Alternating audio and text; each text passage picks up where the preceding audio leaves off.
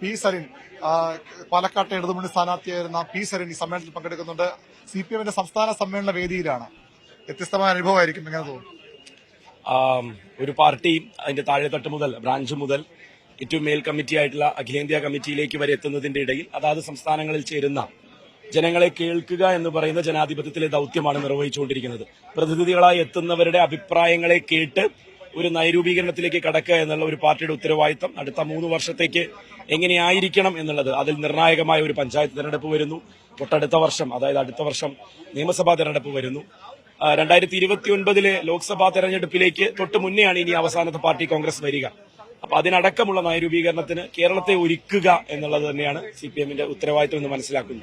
സാധാരണ ഈ CPM സമ്മേളനങ്ങളിലൊക്കെ പ്രത്യയശാസ്ത്രം, പാർട്ടിക്ക് ഉള്ളിലെ പ്രശ്നങ്ങൾ, രാഷ്ട്രീയ ചർച്ചകളാണ് ഏറെക്കുറെ നടക്കാറുള്ളത്. പക്ഷെ ഇപ്പോൾ ഇവിടെ കൂടുതൽ കേൾക്കുന്നത് വികസനം എന്നൊരു കാര്യമാണ്, പുതിയ നയരേഖയാണ്. അങ്ങനെ ഒരു മാറ്റം CPM-ലേക്ക് വരുന്നതിന് എങ്ങനെയാണ് ശ്രമിച്ചത്? തീർച്ചയായിട്ടും അത് CPM-ന്റെ ഉത്തരവാദിത്തമാണ്. ഈ നാടിനോടുള്ള ഒരു റിന്യൂഡ് കമ്മിറ്റ്മെന്റ് ആണ്.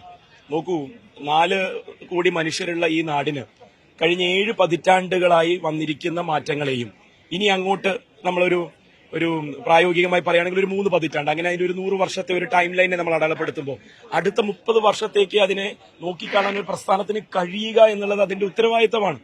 ആ ഉത്തരവാദിത്തം CPM നിർവഹിക്കുന്നു. മറ്റു പലർക്കും അതിനുള്ള ത്രാണിയില്ല. അതാണ് യാഥാർത്ഥ്യം.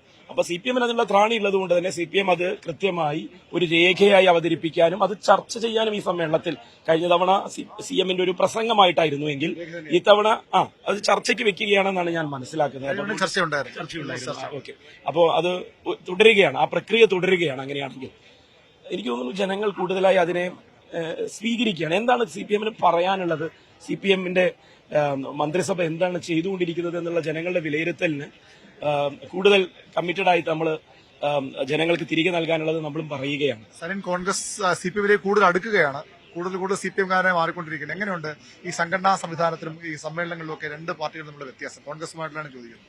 ആശയപരമായി നമ്മൾ ഒരു തീരുമാനം എടുത്ത ശേഷമാണ് അതിന്റെ ഭാഗമായി നിൽക്കുന്നത്. അപ്പൊ അതുകൊണ്ട് തന്നെ കൂടുതലാവുക എന്നൊന്നില്ല. ആയി കഴിഞ്ഞ ഒരാളാണ് എന്നാണ് എന്റെ വിശ്വാസം. താരതമ്യം ചെയ്യാൻ ഞാൻ ആളല്ല, അത് ജനങ്ങളാണ് ചെയ്യേണ്ടത്. ജനങ്ങളുടെ മുന്നിൽ മാതൃകകളുണ്ട്. ഒരു പാർട്ടിയുടെ അഖിലേന്ത്യാ നേതൃത്വം ആ പാർട്ടിയിലെ സംസ്ഥാന നേതാക്കളെ മുഴുവൻ വിളിച്ച് ഒരു ദിവസം നീണ്ടുനിന്ന ചർച്ചയ്ക്ക് ശേഷം ഒറ്റക്കെട്ടാവാൻ തീരുമാനിച്ചു എന്ന് പറഞ്ഞ് ജനങ്ങളുടെ മുന്നിലേക്ക് വരികയും മറ്റൊരു പാർട്ടി ആ നാട്ടിൽ നിന്ന് തന്നെ ബ്രാഞ്ച് മുതൽ സംസ്ഥാന സമ്മേളനം വരെ നടത്തി ഞങ്ങൾ ഇതൊക്കെയാണ് ഈ നാടിനു വേണ്ടി ചെയ്യാൻ പോകുന്നത് എന്ന് പറയുകയും തമ്മിലുള്ള വ്യത്യാസം ജനങ്ങൾ വിലയിരുത്തട്ടെ.